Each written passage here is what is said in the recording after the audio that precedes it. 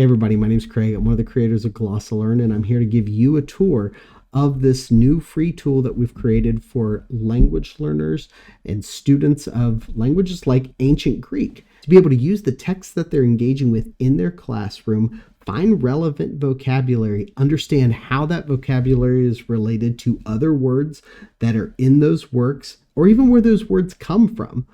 We're also going to show how this tool can help you practice those words in context from the text that you're reading, and also even practice the pronunciation of those words and get feedback on that pronunciation. This is a pretty comprehensive tool that's continuing to be built and expanded, but we're really happy to have you with us today. So let's go ahead and dive in and see some of its features.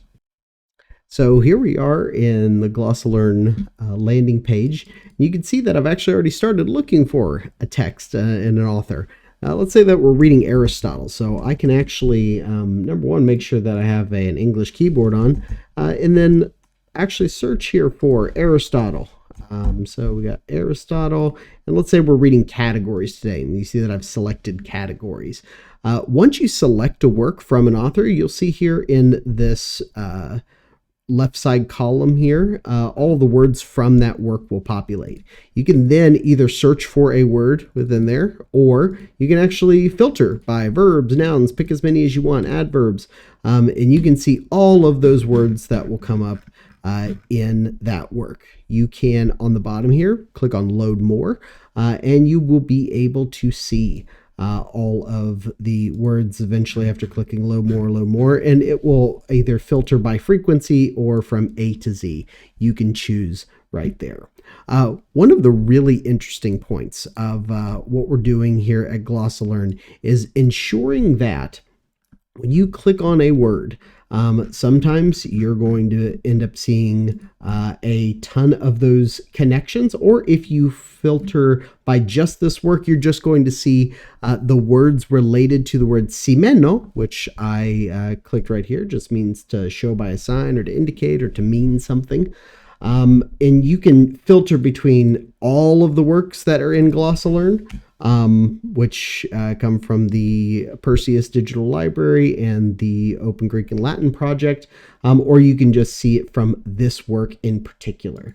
And so what's really beautiful about that is it helps you filter between many connections that you potentially could see, or just maybe one or two connections. Let's work with all works here just for a second, so you can see all of the amazing connections that can be drawn here with just one word. So simeno has in our database many words that come from it here, and you're going to see it laid out in this radial pattern to just tell you what kind of connections there are. For example, if I put para, that can make a compound, parisimenome, which you could give a little click on that and see exactly what that means. It's really interesting how some of these words you would never thought, oh yeah, that word comes from this other word here. But that's the point of GlossaLearn, is to see those connections, or episimeno, to have a mark placed upon something, or to seal something.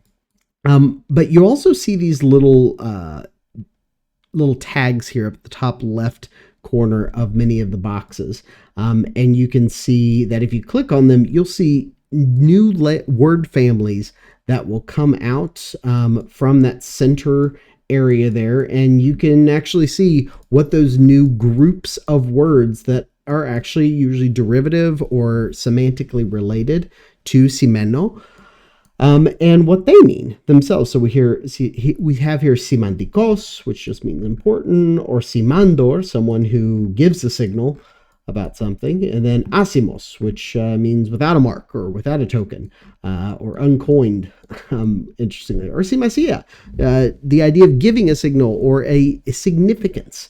And so as you click on all of these connections, you can click on many connections, and unfortunately, you might even see some of them overlap because you'll see so many of them at once. That's where these filters come in really handy. So clicking on, for example, this work, you will just see a couple of those connections that exist. And that's kind of the important part here, is making sure that we're not drawing 1,000 connections at the same time, but just looking for one or two of those connections or truncating them by the filters that we have here in the corner. Got another one right here, like with the verb fero or diafero, to carry over or across or to differentiate something.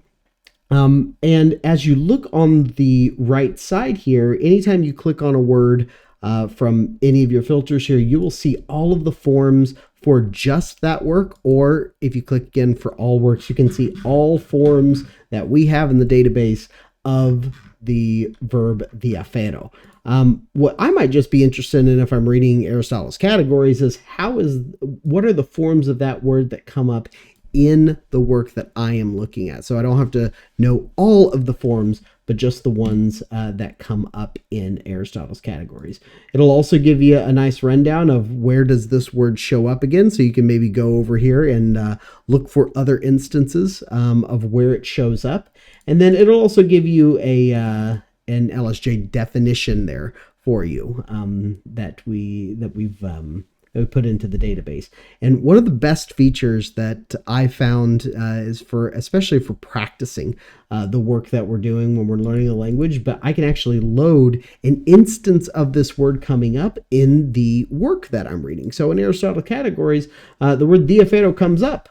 And I want to load a sentence from Aristotle's categories that says there are 43 examples of that word coming up in Aristotle's categories, and it'll load a sentence here right here that will help me see this word being used in context. I can recognize that that's actually the first word, diaferi. There's an example of that word being used, and I can practice my vocabulary in context. This is all auto-generated from our database. We don't have to hard code these in. We've actually created a database with all of these words connected to the sentences that they're in, which is why it takes a second to load up. And then finally, you can actually use our pronunciation tool where if you're working on your Greek pronunciation, and this is a modern Greek pronunciation tool, have a side video of why we have that in modern Greek, but a very useful pronunciation system to use, diafero. I can actually click start recording, and we'll show this here in a second. But when I click on start recording, it'll record my voice, and then it'll give me some feedback on how my pronunciation was. So let's try this. Diafero. Diafero. So see that it recorded my voice, and when I submit it, if I just wait a second right here, it's going to tell me, okay, diafero, and seems like I maybe put a little bit of a click on after that with the clicking of my mouse, but it says my distance is very close. Now watch what happens if I mispronounce it. Let's say diefaro. Diefaro. If I say it like that, I messed up the vowels there. Let's see what happens if I submit that one. It'll actually show me, check it out. You put an e there where that should have been an a, and an a where it should have been an e. And it'll say, hey, you're a little off on that one, and it'll show you the exact vowels or the consonants that you are mispronouncing there. So this is a wonderful overview of the tool that we have, and I'll invite you to just start clicking around and seeing some of the really amazing connections between words that exist. So right here is diaphoros. It's a derivative of diafero. And it also has some shared words or shared meanings, or adiaphoria, or indifference. The word. So diafero means literally to carry through or to carry over, but it can also mean the word to discern something. But if you say adiaphoria, that's actually an indifference of something to a given sentiment. And so what's really beautiful about this is that you're not just learning a bunch of definitions, but you're learning words in context, and you can practice them as context. One last feature of GlossaLearn that I wanted to show is the fact that you might get overwhelmed by a lot of different views that are here. So for example, if I select all works with the verb pieo, very difficult to see all of the words that come with pieo, right? So I might be thinking to myself, man, those are way too many connections for me to be able to see right now, and there's a ton of connections from those connections. And so that is a big flag for me. And so what I want to do is I actually want to create a list right here. And so you can use this view of the tree or the sunburst view, or one of my favorites for really big ones are the list views, to sometimes come up with lists of words that you need to study for a given work, like Aristotle's categories. And it will just use those words from the works that you selected right here. But let's say that you're not studying a particular work. And if you unselect Aristotle's categories, nothing shows up right here.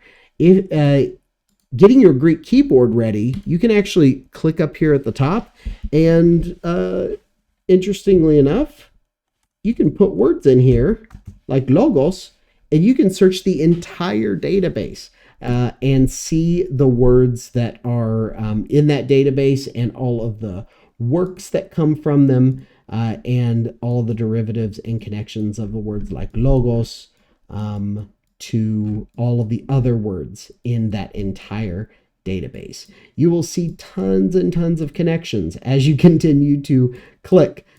For example, like the verb, or like the noun logos is related to the verb lego, which many of you may know, but that's not a connection that I think I realized until my Greek 102 classes back in the day. So this is a really beautiful tool to be able to help make some of those connections, sometimes within context, like we did with the Aristotle's categories, or sometimes just as one-off searches, and you'll find yourself finding many of these connections and just browsing the connections. You'll notice that some of the sentence producings do not work if you don't have a work selected over here, because you need a work to be able to get a sentence with that. But you can still work on your pronunciation, like with logos right here. We would love to hear your feedback in the About section of the page, which is up here to the right. Please do submit any comments or any thoughts that you have about logos. We would love to hear your feedback. One big thing about GlossaLearn is that we will be continue to expand the connections within this database, and this database is available for free for anyone who would like access to it and do any research associated with that. We do have that freely available. You can send us an email if you're interested in that larger work. We can provide you with the GitHub to even host GlossaLearn locally for yourself. This is meant to be a free project for researchers and for students. It uses open source texts online. It uses open source text online to be able to create this database, and also is provided free of charge to Greek students and Greek researchers alike. Thank you all so much for visiting GlossaLearn.